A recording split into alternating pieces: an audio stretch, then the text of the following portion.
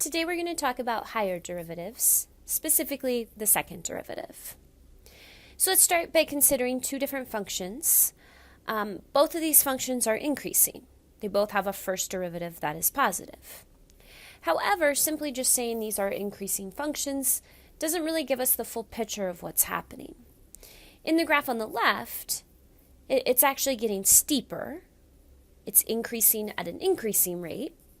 And in the graph on the right, it's becoming flatter or less steep. It's increasing at a decreasing rate.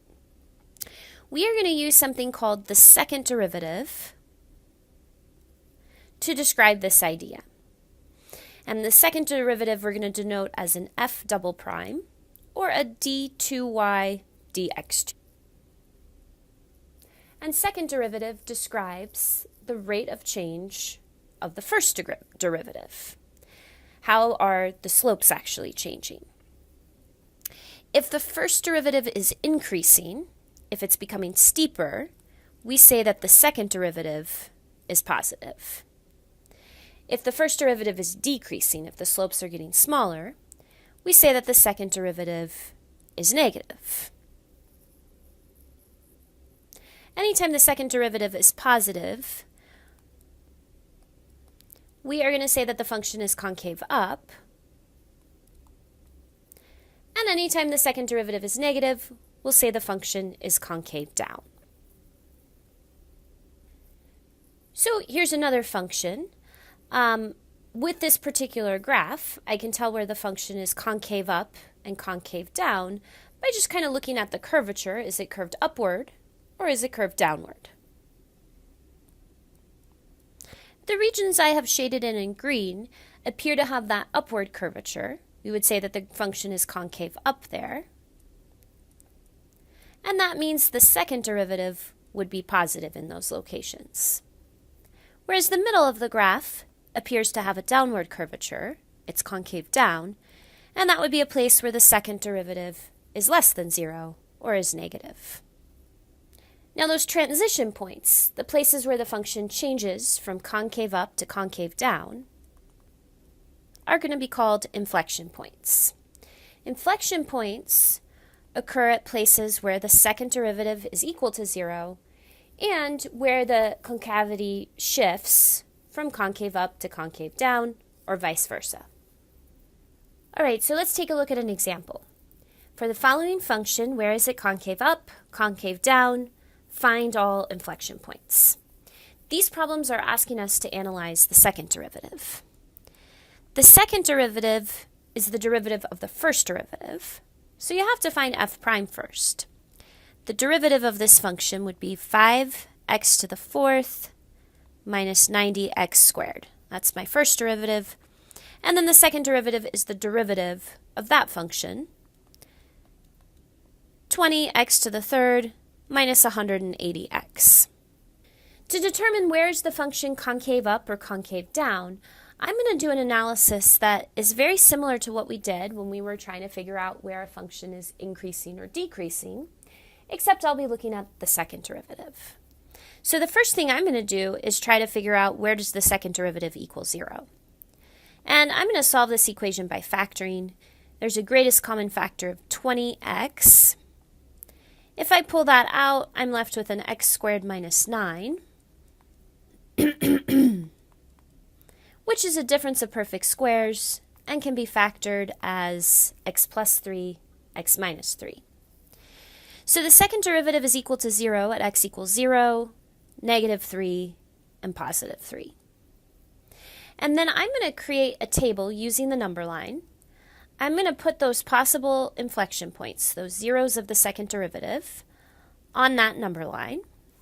And then I'm going to pick a test value in each interval of this number line.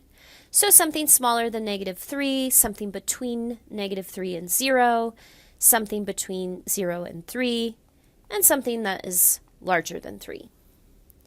And then I'm going to take those test values and I'm going to plug them into my second derivative. You can plug them into any form of the second derivative. I'm going to plug them into that factored form, but you could plug it into the unfactored form as well. So if I plug negative 4 in for x into that second derivative, I end up with, let's see, negative 80 times negative 1 times negative 7. That's negative 560. And the important thing about that is it's negative. That tells me the second derivative is negative in that interval. I do the same thing for my other test values, and I didn't show all my work, but I ended up getting a second derivative that was positive when x was negative 2, negative when x was 2, and positive when x was 4. So now I can use this information to answer these questions. Where is the function concave up? That would be, where is the second derivative positive? So from negative 3 to 0, and from positive 3 to infinity. Where's the function concave down? That is, where's the second derivative negative? So negative infinity to negative 3, and 0 to 3. And then finally, where are the inflection points? The inflection points occur at places where the second derivative changes sign.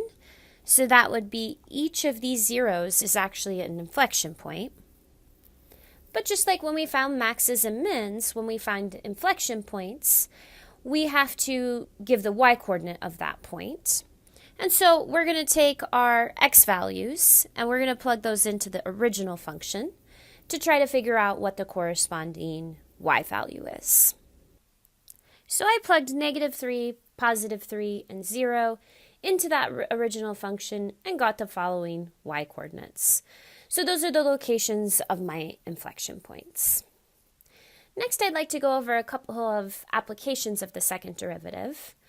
So earlier this semester, we learned that if we have a distance or a position function, then the speed or the velocity of that object would be the rate of change of the distance or the derivative of that distance or position. So velocity is always derivative of your position, how your position is changing. And acceleration, which I'm going to call a of t, describes how your velocity is changing, which means acceleration is the second derivative of the position. So let's do an example. If we are given the distance that a car moves in feet, t seconds after it starts, find the velocity of the car at t equals 2 seconds. The velocity is the first derivative. And so the derivative of this position function would be 3t squared minus 4t minus 10. And if I want to know what is the velocity at 2 seconds, I'm just going to take 2 and plug that into my function. I end up getting 14, and the units would be feet per second. So the car is moving with a velocity of 14 feet per second. Find the acceleration of the car. Acceleration is the second derivative of your position or the derivative of your velocity function. So if I take the derivative of my velocity, I end up with 6t minus 4. And we want to know the acceleration after 2 seconds, so I'm going to take 2 and plug that in. And I end up with 8, and the units would be feet per second squared. So the acceleration is positive. That simply means that the car is getting faster. It's speeding up here. Now, a second application of the second derivative comes with business, and it's this idea of the point of diminishing returns. Imagine you have a revenue function like I've drawn, and this is showing how revenue is depending on, say, how much money you put into advertising. As you put more money into advertising, the revenue is increasing. And at first, it's increasing at an increasing rate. You're getting more and more returns for that investment. However, eventually your returns start to diminish. Eventually the function becomes concave down and it starts to increase at a decreasing rate, and you actually get less, a little bit less for each dollar that you're putting into advertising. This transition point, which is our inflection point, is called the point of diminishing returns. So if you're asked to find a point of diminishing returns, you are being asked to find the inflection point. So that means we have to find the second derivative, But in order to find a second derivative, I have to find the first derivative. So first derivative, I get 0.9x squared plus 2x plus 11.4. That means my second derivative would be negative 1.8x plus 2. To find the inflection point, I'm going to set this thing equal to 0. So 1.8x equals 2, or x equals 2 divided by 1.8, which is 1.1 repeating. Now I should really check and make sure that the function is changing from concave up to concave down. And so if I pick a test value smaller than 1.1 and a test value larger than 1.1, and I take those numbers and I plug them into my second derivative, I end up getting a positive second derivative when x is 1, and I get a negative second derivative when x is 2. And so yes, the 1.1 is my inflection point. In terms of units, let's see, it says x is measured in thousands of dollars. So this would be $1,111 would be the point of diminishing returns. That means if I spend more than that amount, I'm going to get less and less for each dollar I put into advertising.